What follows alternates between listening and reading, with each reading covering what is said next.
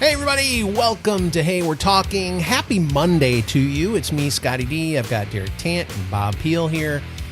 And if you do not know, Mondays are now going to be our Game of Thrones recap. We're going to put it off 1 week so that you have time. You don't have to, there's no spoilers. I mean, if you're a fan, there's no spoilers, okay? So we're waiting a whole entire week. Okay. And we're going to do so today. We're doing episode 2. Last week we did episode 1. You have already, if you're a die-hard fan, you've probably already watched episode 3, but we're talking episode 2, okay? So let's get this show on the road. I don't want to monkey around because there's a lot of good stuff to talk about in this episode. I thought we talked a lot in episode 1, and a lot of people didn't like episode 1. So episode 2 had some great stuff. All right. The title of episode 2 was A Knight of the Seven Kingdoms. Okay. And who was that? That was a good moment, wasn't it? Some people hated that, though. Derek? That was Brienne. I don't know. I mean, it was kind of like, it was nice, but it's like, if all it took was like a night to knight her, why wasn't she knighted a long time ago? Okay, we'll get to that. Let's begin at the beginning. Okay. Why? I want to talk about this. You brought it up. Let's talk about it. Well, that was the name of the episode. I know, but let's talk about this. That beginning piece was intense. Go ahead. What's the beginning piece? Jaime Lannister standing in front of Daenerys and Sasha. Yeah, I'll never say it right. It's okay. Sasha and Jon Snow. Sansa. And basically in front of everybody. And she was talking about, I'm never going to get it right. So That's okay. We're just going to correct you along the way. Go ahead. Well, you corrected me once. You don't have to correct me 80 times now. Just say Sansa. Sansa. Okay. I'll never remember it. Okay. I just don't. I've got fake names for everybody, okay? Okay, that's fine. Just go. But Jaime Lannister was standing in front of the whole board, basically. See, that was funny. Sorry. You did that on purpose. Go ahead. Of course I did. And basically, the blonde chick was talking about how she knew at some point that the person that killed her father was going to wind up being there and all of that stuff. And it was just a very intense moment. Just call her Dany. Basically scolding. Dany was scolding Jaime,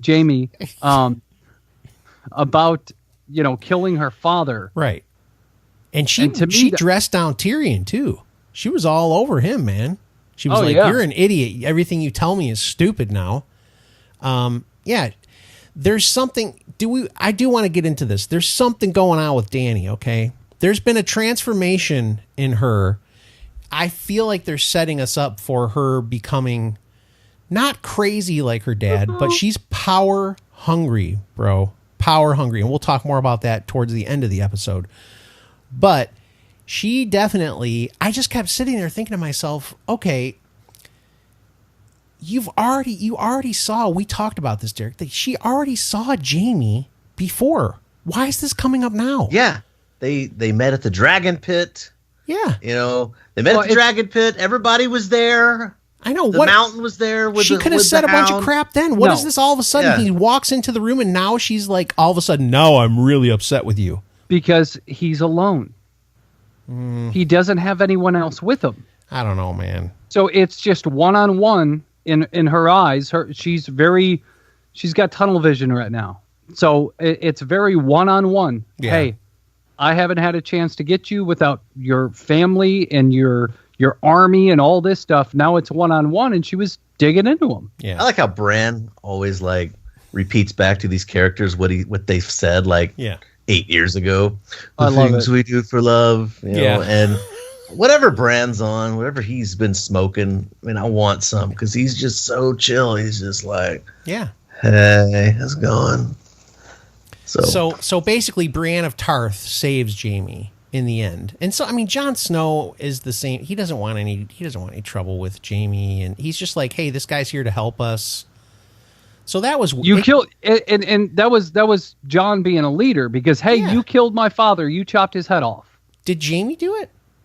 His family did. I don't think Jaime the family, the Lannister family did. Yeah. Killed Ned Stark. So but from the very beginning of Game of Thrones, Jaime to Jaime now is so different. He has changed, I think, maybe more than any character in the show.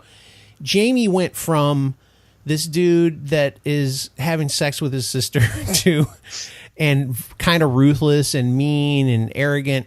When he got his hand chopped off, man, everything changed. Especially his interactions with Brienne changed him a lot. Yeah. And he's got something going on for her too. We'll see. Yeah, I don't see. You say maybe it was Jamie that's changed the most. I'm gonna throw my hat in. With Arya. So speaking of Arya, no. Wait, are we allowed to talk about that yet, Bob? Yeah. Okay, is that on your list yet? Okay. Well, that happens way later in the episode. Gosh, but that doesn't matter. We skipped around last time. Go ahead. Okay. Oh no. I mean, y'all can go. This isn't the scene that I really want to go for. I have another scene that I want. It was shocking for me though. I was not ready for it. She's with Gendry, right? You know, she and Gendry have been together since they formed a bond at the end of season 1 and all through season 2. Kind of looked out for each other, and they finally reunited here in Winterfell. And she's all grown up, apparently. Arya has gone through the craziest journey with the face. You know, remember she worked for Tywin Lannister for a while. I know. And she got to do with Jakur, the faceless dude, and she went to Braavos to become a faceless person and almost died multiple times. Left the Hound to die. Went blind. Yeah. She's gone through a lot, and she's still mysterious. She's still like, hey, she's intimidating. She's scary because she's, you don't know what she's going to do as part of it. Got those eyes. Yeah. And, but really she wanted Gendry's hammer is what she was after. Dude, listen. He is a blacksmith. Anyway. It made me so uncomfortable. The whole thing made me uncomfortable because I always think of her as this little girl because at the beginning she was a little girl. And then I look over at Cheryl and I'm like, oh no, they're not going to show her. Keep your clothes on. Because she was basically, because of the way Arya is, she's just like, she wants what she wants from Gendry and she's going to take it. That's the whole thing. A little side boob. Yeah, I was so trying to avoid that. I was so uncomfortable. But then somebody in our group was like, "Oh, she's 22," and I was still like, "I don't care." She still feels young to me. It made me uncomfortable. That's young, but not horribly offensive. It was uncomfortable. The actor that played Gendry, I don't know his name, right? So I read something they interviewed him about it because he was like. The actress's name, Maisie Williams. She's 22. Yeah. He's like 31, so he's got like a good 9 or 10 years on her. Oh my gosh. He was like, I've known her. He was like, I've known her since she was a child. I watched her grow up. He's like, so when it was a sex scene with her, that seems really awkward. He's like, but also at the same time, she's a 20-year-old woman, so I had fun with it. Oh gosh. It would just be so uncomfortable. I know that's like just, Okay. Anyway, so the reason she does that, by the way, we haven't talked about. And if you watch this, you know this already, but just in case people don't know, they're getting ready to fight the whole entire like zombie. What are they called? It's the Army of the Dead. The Army of the Dead. They're basically getting ready to fight all these White Walkers. And they're at Winterfell. They are there. Yeah. Everybody's in the north. So everybody's there except for, of course, Cersei's army. Cersei and all her idiot people. But the best scene in this for me was sitting around the little fireplace when everybody came in, when Jamie knighted Brienne. That whole scene for me was just so fun. Is the guy's name Tormund? Is that his name? Tormund. Yeah. Tormund is by far one of the most entertaining characters. He is great. He's just so fun. he's got a thing for Brienne, and he comes in just like flashing his machismo as much as possible. Here's what I took from that: the drinking of his horn was one of the greatest things ever. I don't know what that was all about, but that was absolutely hilarious. My wife and I looked at each other like, "What?" Tormund is a wildling, all right. Yeah, and so we've got these things set up. We got these two characters that could possibly have some sort of interest in Brienne, Jaime Lannister, and then of course Tormund, who just is absolutely enamored with her. You know, is the big woman here. You know, and he does not hide his desire for her at all. Yeah, and so he smells that she's got the hots for Jaime. Yeah, he knows this. Yeah, and so what he did was the world's worst attempt to be flirty, right? Because he's like, you want to know why they call me Giant's Bane? It's because I killed a giant when I was 10 years old, and then I climbed in bed with his wife. And they're like, okay, what happened then? I sucked on her teat for 3 months. That's why I'm strong. Giant's milk. And then he drinks his whatever. He just has this horn of, it's got to be like a beer type substance, I think. It's fermented goat milk. That's his thing. You know? It's just pouring out of his face. And then he's like looking at Brienne like, Huh? You know? Right? I'm pretty awesome. Yeah. And she's like, I don't know. You know, so that's when Jaime decided to one up Tormund and knight Brienne. I like that. I know people got like irritated by that, and Derek's like, why didn't she just some other knight? And I'm like, well, there's a connection between those two. They have like this really interesting history because she's basically, her job was to deliver him back to what city was that? Where did she have to bring to where? King's Landing. King's Landing. They made a deal like, hey, we're going to send him back and you're going to give me the other Starks, right? And they get captured along the way, and these guys just literally destroy. They were going to rape her, and Jaime stops them. So they have like this really intricate history of and saving each other's lives and protecting each other, even though they don't, you know, it was really protecting the other person to protect themselves, very selfish in a way, but now that's changed into something different. But Jaime has, listen, no matter what happens, anybody who thinks there's going to be some kind of, Jaime's not interested in her in that way. Not at all. He likes her, and it's hard for him to understand some of those feelings probably, but I don't think he's interested in her romantically at all. I think he is, but he's like, you're not my sister. What am I supposed to do? No, dude, he's not interested in her romantically. I don't think so. I don't know. We'll see.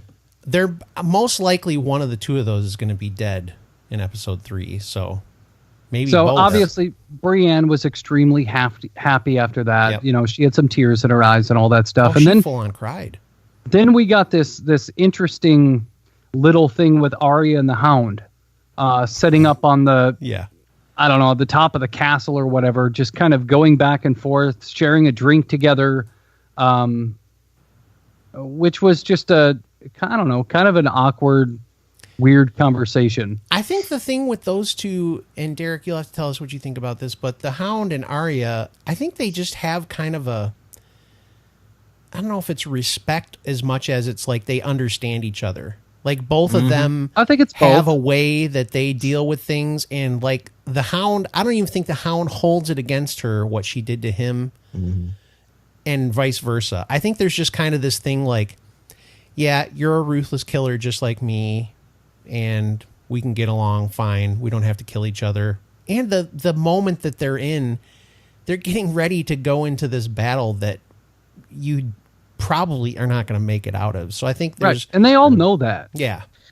Somebody believes that they're going to make it, and it's Tyrion. Now, there was a scene earlier in the episode where he's sitting down with Bran. Yep. And he's like, what happened to you? Mm-hmm. And Bran's like, it's a long story, Tyrion. And he's like, oh, well, thank God we're not trapped in a castle with nothing to do. You know? So, I wish they would have showed more from that scene. We got nothing. Maybe we'll see more of that in the next episode. See, that's the thing. Bran told Tyrion something. Yeah, he did. And so Tyrion has figured something out. He heard something. He got some bit of information that he thinks is going to be advantageous to them, because then he was like, I think we're going to live. Mm-hmm. And then multiple times throughout the episode, going with what you just said, Derek, multiple times throughout the episode, everyone talked about how Tyrion is one of the smartest people that they know. Yeah. He's a smart person. He's got knowledge and all of this stuff. So Danny said it, and the other guy that we just talked about, Jorah, said it, that he's just extremely smart and he's knowledgeable and all that stuff. So maybe you're right. Maybe they're piecing something together for that. Yeah. I mean, we're going to find, I think finally there's going to be some action on the episode 3. I think we're finally going to see some stuff go down. Yeah, you can't avoid it at this point. You know, I mean, obviously they're there. The White Walkers are there. They're on the thing. Bold predictions, guys. Okay. Bold predictions. Let's hear it. Bob, bold prediction for episode 3. Who do you think's going to die? Or, just something. Yeah. Just anything. I don't know. See, my problem is, man, I've been watching. So if you go on YouTube, you can get sucked down these rabbit holes for a long time. Oh yeah. So I've gone through all these theories and these Reddit theories and all of this stuff, trying to figure out how this story is going to end. And I really, at this point, don't have a lot of information. So before we jump onto what happened at the next episode, I think one very important thing that we didn't touch on yet was Jon Snow was down in the basement, and Dany finally approached him. Yep. And he finally told Dany about his family history and who he is and all of that stuff. And we were talking about how she seems to be a little bit different and odd, and I think this is only going to make it even worse. Yeah. How what she said was, so now you're the rightful heir to the throne, is what she said. You're the rightful heir to this throne according to your brother. Your brother and your friend. And your best friend. Your friend. I think that's going to create more and more tension between the two. Mm-hmm. And I don't know where the space is going to be for that tension, considering the fact that they're getting ready to go to war. But we all know that this war is going to happen. Yep. Things are going to settle, and we're probably going to have one episode or an episode and a half for the rest of the story to play out. I think, especially if we're in episode 3 and the battle's getting ready to happen. My gut is that Dany will most definitely take some kind of shot at Jon/Aegon. I think she's going to attempt something, or I think maybe Peter told us this in the Voxer chat, Derek, or somebody brought up that maybe she'll use a dragon on him, blow fire on him to see if he really is a Targaryen. Because if he is, the dragon's fire won't burn him. Oh, is that accurate? Yeah. We don't know if that's going to happen, but that's the truth. If you're a Targaryen, you can't be burned by dragon's fire. And maybe that's why that dragon was giving him such an odd look. The dragon knowing that he's a Targaryen. Well, they said the thing that's so silly is that whole thing where they rode the dragons and stuff. That one of the things people were like, what the heck with this dragon riding crap is they say right in I think she says that only a Targaryen can ride a dragon, or somebody has mentioned this in the show, and she knows that. So how the heck can Jon Snow ride a dragon? I don't think that's ever been. I don't think that's ever been said in the. I don't remember that. Are you sure? I think it's just theories that we've kicked around. Look, I think the wisest man in the show, the wisest character in the show, mentioned something. Why don't Jon and Dany rule together? Sir Davos Seaworth, the Onion Knight, the fingertipless dude. Yeah, just rule together. Be the king and the queen. It's not going to happen. Figure it out. It's not going to happen. Figure it out. She can't, unless she has a total turn in the way she's going right now. It's not going to happen. She wants that throne. That's the only thing she wants. And I think she will destroy everything. Yeah, to get it. Yeah, just like her crazy father. But the craziest thing is, she believed in Jon enough to abandon that that fight she was going on to fight the White Walkers. That's what's so crazy is she's all over the place. One minute she's like, I got to get that throne. The next minute she's like, but Jon he's telling me the truth and all this kind of stuff. I'm going to go do what he says. It's crazy, man. She's insane. So that character is a female. Is that correct? Yes. Okay. Because I know a lot of females that are like that. Bob. That's not true. Yes, I said it. Sad. All right. Okay. Bold predictions. Let's hear them. Derek, you say it, so you go first, because you've got to have one. I know you got one on tap. I think Theon will die protecting Bran, and he might even be the one to kill the Night King. Ooh. Interesting.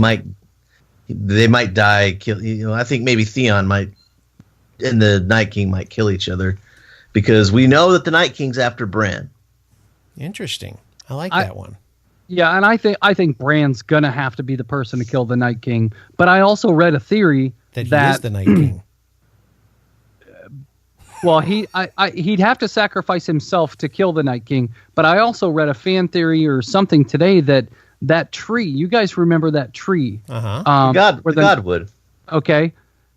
Out of all the Godwood trees, the one that the Night King came from is the only one that doesn't have leaves on it. Now you say, well, it's wintertime. No. Look at all the other trees that have leaves on it. It always has red leaves on it. So there's a fan theory that says you kill the tree, you kill the Night King, which is interesting. So I don't really have any bold predictions because I'm all over the place. But I know this episode is going to be the start to the battle. Yep. And I'm assuming this battle's going to... We're going to lose some people. You're it's all going over to the exist place over the next few episodes. Yeah, you're like Danny. You're just like I know, Danny. there's so much. So I actually we did a little Deadpool thing, and I actually had Theon living to the end. But he's got to die. I mean, he's going to sacrifice himself to redeem He's already himself. Sacrificed a little of himself. I know, he's given up a little bit. His twig and berries. Hey, by the way, somebody said something about he's not a eunuch. A eunuch is just a person that has their testicles removed to make them a better servant and worker. Less distraction from that testosterone coming out of you. He is just nothing. So that guy that's part of the Derek, what's the name of the army? What are they? The Unsullied. The Unsullied, yeah. That guy from the Unsullied. His little pole still works, I think, but he doesn't have the testicles. So there you go. Wow, well, what are we talking about that for? That's not my bold prediction. I don't know why you're focused on that. Because Theon's not a eunuch. He's been completely castrated. He's had his whole thing removed. Anyway. How do you pee then? That's a whole nother episode. We'll talk about that some other day. My bold prediction is this. I think that there is a possibility on this episode coming up on Sunday, well, the one we just missed, we just passed it, on episode 3, that Dany Targaryen will be killed. That's my bold prediction. No. Yep. It's crazy. Yep. And I think it might be by the Night King dragon. How do you like that? Ooh. That's way, way, way out there. All right. I know. All right. So, again, this was our Game of Thrones recap for episode 2. We're going to do the same thing Monday. We'll do this through the remainder of the final season of Game of Thrones. Head on over to our YouTube channel, subscribe, like, hit that bell, check us out on Facebook, or if you just like listening, which is fine with us too, just keep listening on those podcast apps. And we will talk to you on Wednesday. I skipped a whole day. On Wednesday, we're going to talk about... we go on a little bit of a tear here with sneezing. I think we might talk about sneezes. And also some controversy with nurses, which I'm sure you've seen on Facebook. Until then, we'll see you Wednesday. Thanks for listening. We appreciate you.